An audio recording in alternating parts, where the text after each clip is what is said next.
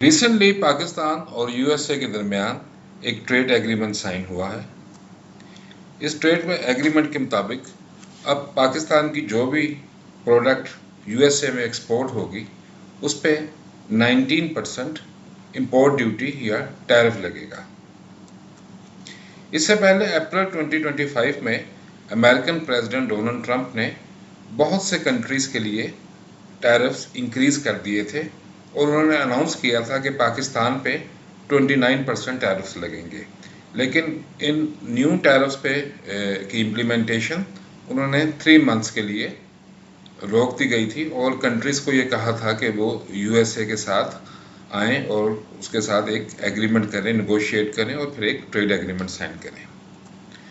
पाकिस्तान ने जो यूएसए के साथ अब ट्रेड एग्रीमेंट साइन किया, उसके नतीजे में अब पाकिस्तान पे जो टैरिफ है जो अनाउंस हुआ था वो 29% था, और जब अब पाकिस्तान पे जो टैरिफ इम्पोज किया गया है पाकिस्तानी प्रोडक्ट्स पे वो 19% है। तो बाय 10 परसेंटेज पॉइंट्स पाकिस्तान पे इम्पोर्ट टैरिफ यूएसए ने कम कर दिया है। अब यूएसए दुनिया की सबसे बड़ी इकॉनमी है, सबसे बड़ी कंज्यूमर मार्केट है और पाकिस्तानी एक्सपोर्ट्स के लिए भी दुनिया की सबसे बड़ी मार्केट यूएसए है।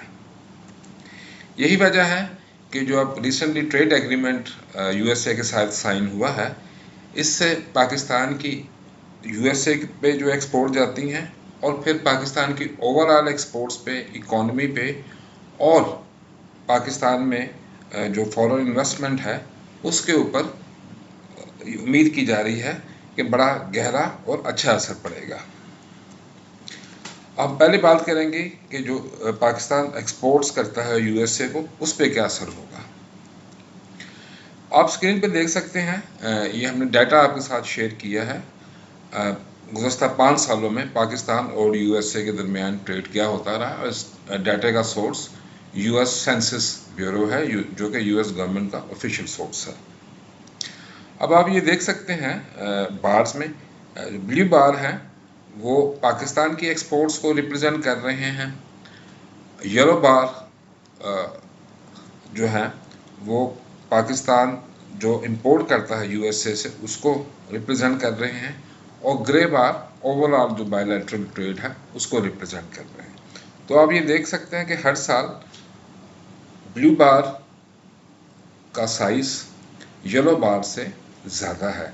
इसका मतलब ये है कि पाकिस्तान यूएसए को ईयर बाय ईयर ज़्यादा एक्सपोर्ट करता है और उसके मुकाबले में यूएसए से कम इंपोर्ट करता है, और यही वजह है कि जो ट्रेड डेफिसिट है वो यूएसए को है और जो ट्रेड का जो बैलेंस है वो पाकिस्तान की फेवर में है। अब ये भी इम्पोर्टेंट है कि हम ये कंपेयर करें कि पाकिस्तान के अलावा जो पाकिस्तान के मेजर कंपेटिटर्स हैं रीजन में जो कि यूएसए पे एक्सपोर्ट्स करते हैं, उन पे क्या टैरिफ लगा है। तो उससे भी, क्योंकि जो फॉरेन प्रोडक्ट्स होती हैं वो एक दूसरे के साथ भी फॉरेन मार्केट में compete करती हैं।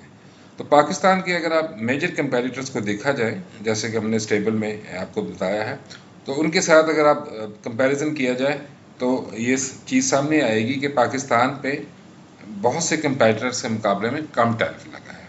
फॉर एग्जांपल चाइना पे 30% टैरिफ अनाउंस किया गया है। इंडिया में पहले यूएसए ने 25 किया था, लेकिन फिर क्योंकि इंडिया रशिया से ऑयल परचेज कर रहा है तो उसकी वजह से उन्होंने उसको 50% कर दिया।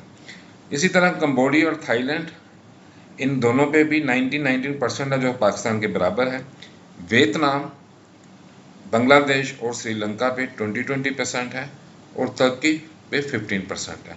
सो तुर्की वो वाहिद पाकिस्तान का कंपेटिटर है जिस पे जो यूएसए की मार्केट में टैरिफ अप होगा वो पाकिस्तान से कम होगा। बाकी जितने भी कंपेटिटर्स हैं उनमें से कुछ का पाकिस्तान के बराबर होगा, बल्कि लेकिन ज़्यादा का पाकिस्तान से ज़्यादा टैरिफ लगाया गया है जो कि पाकिस्तान के लिए बेहतर होगा। तो इससे ये चीज़ एविडेंट है कि पाकिस्तान की जो एक्सपोर्ट्स होंगी यूएसए में compared with the most competitors, वो उनको बेहतर ट्रीटमेंट मिलेगी, यानी कि कम उन पर टैरिफ लगेगा। लेकिन इसके साथ ये भी है कि पाकिस्तान की जो हम यूएसए को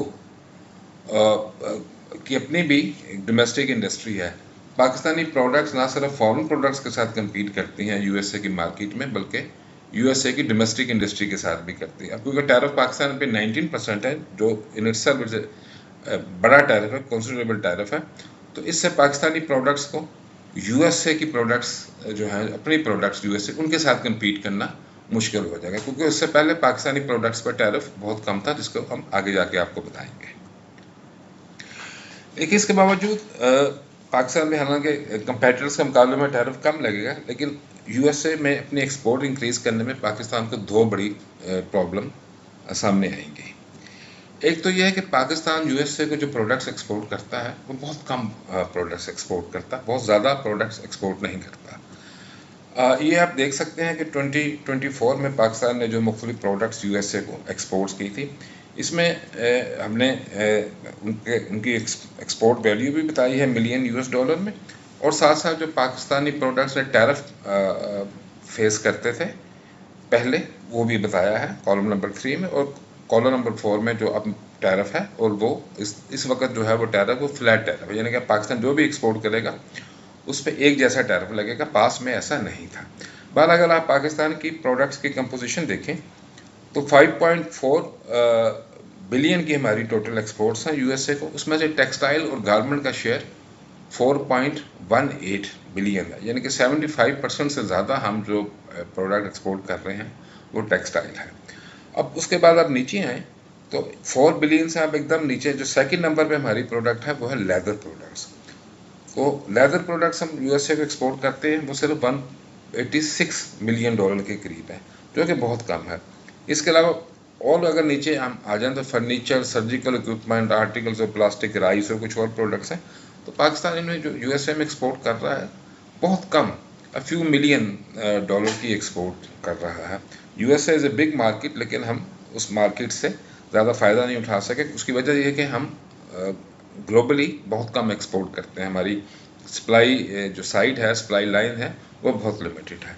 तो तीसरे कॉलम में आप ये भी सकते हैं कि पहले टैरिफ पाकिस्तानी प्रोडक्ट्स पे कम था, ऐसे टेक्सटाइल और गारमेंट पे 8 और 14% के दरमियान था, लेदर प्रोडक्ट्स पे 4% था, और बाकी ज़्यादातर प्रोडक्ट पे 0 या 2% तक था।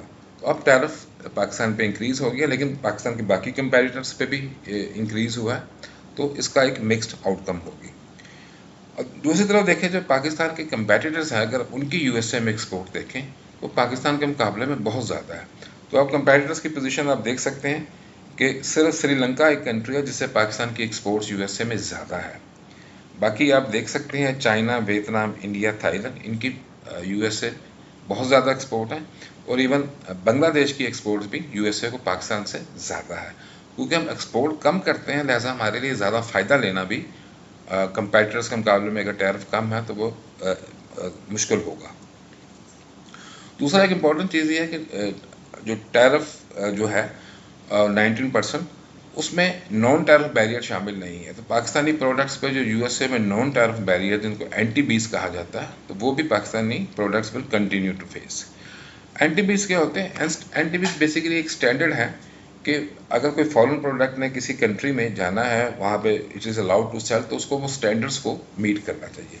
बेसिकली उसका मकसद ये होता है कि कंज्यूमर लाइफ, हेल्थ और एनवायरनमेंट को प्रोटेक्ट किया जाए। फ़र्ज़ की अगर आप किसी कंट्री को फूड एक्सपोर्ट कर रहे हैं, राइस एक्सपोर्ट कर रहे हैं, फार्मास्यूटिकल एक्सपोर्ट्स कर रहे हैं, कॉस्मेटिक्स प्रोडक्ट यूज़ कर रहे हैं, या और भी इलेक्ट्रिकल इक्विपमेंट, कोई भी इंस्ट्रूमेंट यूज़ एक्सपोर्ट कर रहे हैं, तो ज़रूरी है कि वो यूज़र के लिए, कंज्यूमर के लिए वो कोई डेंजर पोज ना करे।